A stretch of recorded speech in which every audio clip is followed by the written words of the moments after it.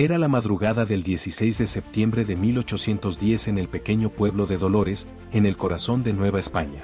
Un cura de 57 años, con el cabello canoso y las manos temblorosas de la edad, subió al campanario de su iglesia y tocó las campanas como nunca antes las había tocado. El sonido despertó a todo el pueblo.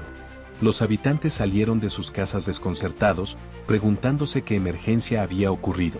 Lo que no sabían es que ese repique de campanas marcaría el inicio de una guerra que duraría 11 años y que cambiaría para siempre el destino de una nación.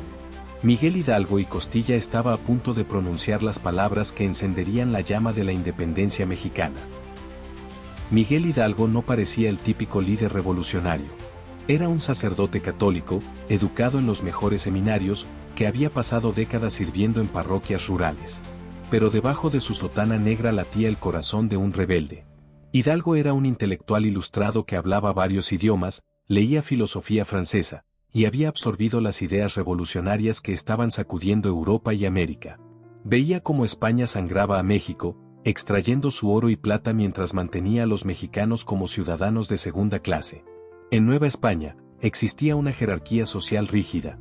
En la cima estaban los peninsulares, españoles nacidos en España, que ocupaban todos los puestos importantes. Después venían los criollos, descendientes de españoles nacidos en América, que a pesar de ser blancos y educados, eran tratados como inferiores. En el fondo estaban los mestizos, indígenas y africanos esclavizados. Hidalgo pertenecía a los criollos, y estaba harto de la discriminación. Lo que el pueblo de Dolores no sabía es que Hidalgo no actuaba solo. Durante meses había estado organizando una conspiración junto con otros criollos descontentos en Querétaro. El plan era tomar el poder mediante un golpe coordinado el 2 de octubre de 1810. Pero los planes se desplomaron cuando las autoridades españolas descubrieron la conspiración. En la madrugada del 13 de septiembre, comenzaron los arrestos. Los conspiradores tuvieron que elegir, huir y abandonar todo, o lanzarse a una revolución desesperada antes de tiempo.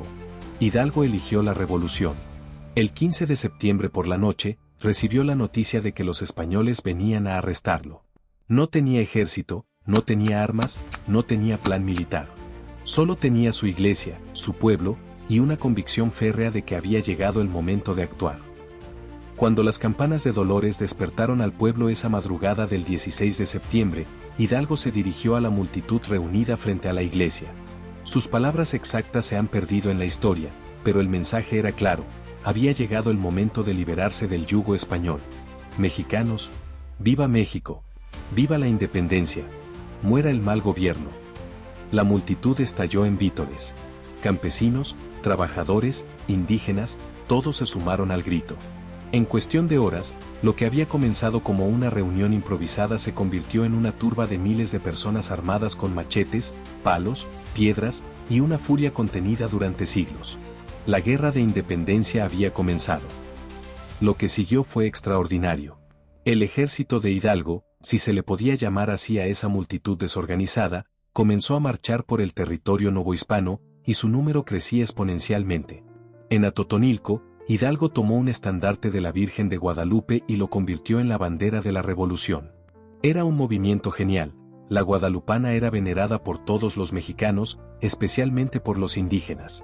Al asociar la independencia con la Virgen Morena, Hidalgo estaba diciendo que Dios mismo bendecía su causa. En San Miguel el Grande se les unió Ignacio Allende, un militar criollo que aportó experiencia táctica al movimiento. En Celaya ya tenían 25,000 seguidores. En Guanajuato enfrentaron su primera gran batalla. Guanajuato era una de las ciudades más ricas de Nueva España, construida sobre minas de plata que habían enriquecido a España durante siglos. Los españoles y criollos ricos se refugiaron en la Alhóndiga de Granaditas, un granero fortificado, esperando resistir hasta que llegaran refuerzos. Lo que no esperaban era la furia acumulada durante 3 siglos de opresión. El pueblo de Guanajuato se unió al ejército insurgente. Un minero apodado El Pípila se ató una losa de piedra en la espalda para protegerse de las balas, se acercó a la puerta de la Alhóndiga con una antorcha, y le prendió fuego. Cuando cayó la puerta, comenzó una masacre. Los insurgentes, enloquecidos por siglos de humillación y pobreza, mataron a cientos de españoles y saquearon la ciudad. Hidalgo perdió el control de sus tropas. Esa masacre fue un momento decisivo. Mostró que esta no era una revolución ordenada de caballeros, sino una guerra de castas donde los oprimidos buscaban venganza sangrienta contra sus opresores. Después de Guanajuato, el ejército insurgente marchó hacia la capital. En el camino, ciudades enteras se rendían sin luchar. Valladolid, hoy Morelia, abrió sus puertas. Toluca se unió a la causa. Para octubre de 1810, Hidalgo tenía bajo su mando a más de 80,000 hombres. Era la fuerza más grande que había visto Nueva España. La Ciudad de México, corazón del virreinato, estaba a su alcance. Pero aquí Hidalgo cometió el error más grande de su vida. El 30 de octubre de 1810, el ejército insurgente llegó a las puertas de la Ciudad de México después de derrotar a las fuerzas realistas en el Monte de las Cruces. La capital estaba prácticamente indefensa.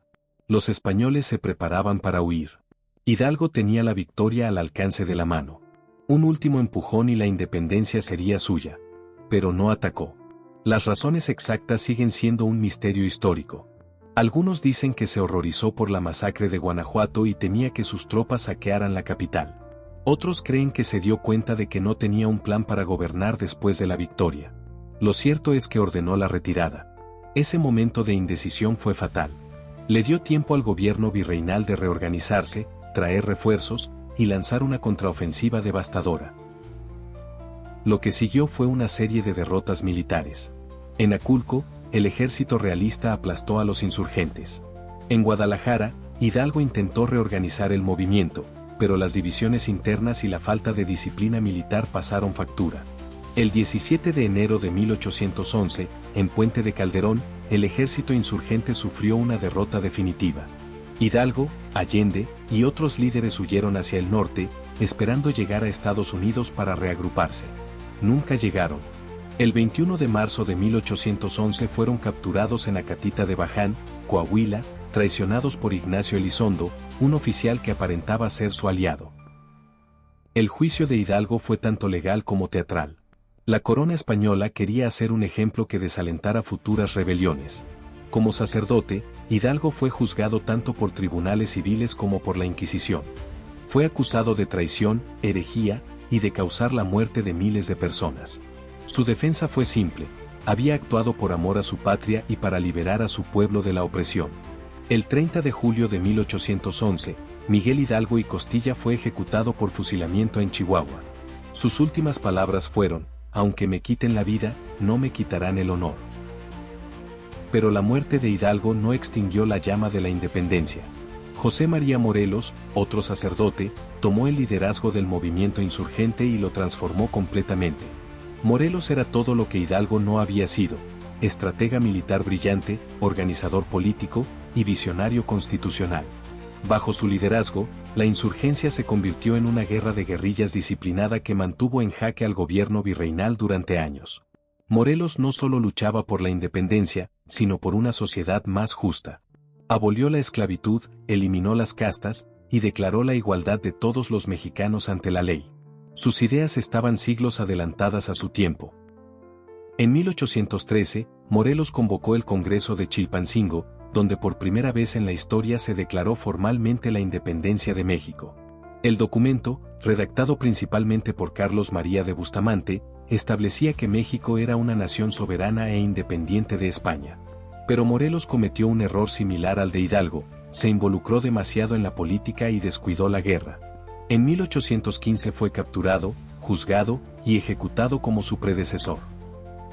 Después de la muerte de Morelos, la insurgencia parecía condenada. Los principales líderes habían muerto, las grandes ciudades estaban controladas por los realistas, y la guerra se había convertido en una serie de conflictos regionales sin coordinación. Pero en las montañas del sur, un hombre llamado Vicente Guerrero mantenía viva la resistencia. Guerrero era mestizo, de origen humilde, y representaba el espíritu popular de la independencia mejor que cualquier criollo educado. Durante años, Guerrero libró una guerra de guerrillas implacable contra las fuerzas realistas. Sus tropas conocían cada sendero de las montañas sureñas, atacaban por sorpresa, y desaparecían antes de que llegaran los refuerzos enemigos. La independencia finalmente llegó, pero no como nadie había esperado. En 1820, una revolución liberal en España forzó al rey Fernando VII a aceptar una constitución que limitaba el poder real y reducía los privilegios de la Iglesia. Paradójicamente, esto alarmó a los conservadores mexicanos más que todas las décadas de guerra insurgente. Los criollos ricos, el alto clero, y los militares españoles en México se dieron cuenta de que una España liberal podría ser más peligrosa para sus intereses que la independencia bajo su control. Agustín de Iturbide, un militar criollo que había pasado años combatiendo a los insurgentes, fue elegido para liderar esta nueva estrategia. En lugar de seguir luchando contra la independencia, decidió apropiársela. En febrero de 1821, Iturbide proclamó el Plan de Iguala, que establecía la independencia de México bajo 3 garantías: religión católica, independencia política, y unión entre todos los grupos sociales. Era un plan brillante políticamente. Ofrecía algo para todos. A los insurgentes les daba la independencia que habían buscado durante 11 años, a los conservadores les garantizaba que sus privilegios serían respetados, y a los españoles les permitía quedarse en México con plenos derechos. El momento más simbólico llegó cuando Iturbide se reunió con Vicente Guerrero, el último gran líder insurgente. El 10 de febrero de 1821, en Acatempan, los dos hombres que habían sido enemigos mortales se abrazaron y unieron sus fuerzas. Era la imagen perfecta de la reconciliación nacional, el militar realista criollo y el guerrillero insurgente mestizo trabajando juntos por la patria. El 27 de septiembre de 1821, el ejército trigarante, llamado así por las 3 garantías, entró triunfalmente a la Ciudad de México. 11 años después del Grito de Dolores, México finalmente era independiente. Pero la independencia política no resolvió los problemas profundos del país. México nació como una nación dividida por profundas desigualdades sociales, raciales y económicas. Los mismos problemas que habían motivado a Hidalgo seguían sin resolverse. La Guerra de Independencia Mexicana fue mucho más que un conflicto político. Fue una revolución social que cuestionó 3 siglos de dominación colonial, una guerra de castas que enfrentó a oprimidos contra opresores, y una lucha por definir qué significaba ser mexicano. Los héroes de esta guerra, Hidalgo, Morelos, Guerrero, Allende, no eran santos perfectos. Cometieron errores, tuvieron contradicciones, y a veces sus métodos fueron cuestionables. Pero tuvieron el valor de desafiar un sistema que parecía inmutable y de sacrificar sus vidas por el sueño de una patria libre. Su legado no es solo la independencia política, sino la idea de que los pueblos tienen derecho a gobernarse a sí mismos, de que la justicia social es posible, y de que vale la pena luchar por los ideales aunque el precio sea la vida misma. México nació de esta guerra como una nación compleja y contradictoria, pero también como un país donde la libertad había triunfado sobre la tiranía, donde los humildes habían desafiado a los poderosos, y donde las campanas de un pueblo pequeño habían despertado a todo un continente. Gracias por acompañarnos en este emocionante viaje por la historia de la independencia de México. Una historia de valentía, sacrificio y la incansable lucha de un pueblo por su libertad.